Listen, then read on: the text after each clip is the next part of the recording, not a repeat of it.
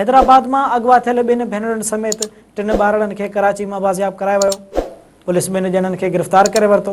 हैदराबाद के ॻोठ संजड़ मला मां 3 ॾींहं अॻु अगवा थी वियल 6 वरियनि जी अलिशबा, 4 वरियनि जी बुशरा धी इमामुद्दीन आलमाणी ऐं 6 वरियनि जी सईद आलमाणी खे गुलशन हदीद फेस 2 में बाज़ियाब करायो वियो।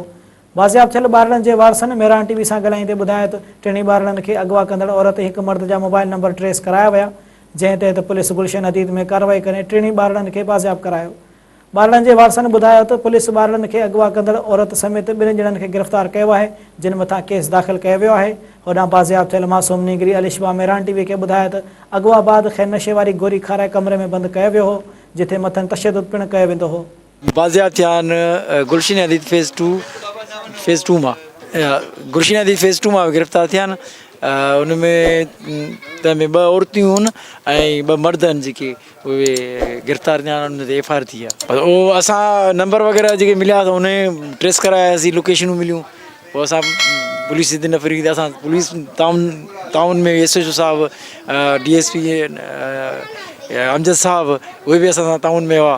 उहो सभु माना असांखे माना पुलिस जे थ्रू माना ॿार सां बाज़ियाब कराया। कराची गोरी खारायनि खे सुमारे छॾियोनि। अच्छा, गोरी खाराई? हाँ, गोरी खाराई। घणा ॼणा हुआ? 2 ॼणा। बढ़िया बढ़िया तो कौन था? असांखे मारियोनि पटियुनि सां। सर ही बस का गैंग आहे हिननि जी जेका बचड़ा अगवा कंदी आहे ऐं उन खां पोइ 5 रुपया वठी के छॾींदा आहिनि, के वरी ईअं गुम करे छॾींदा आहिनि।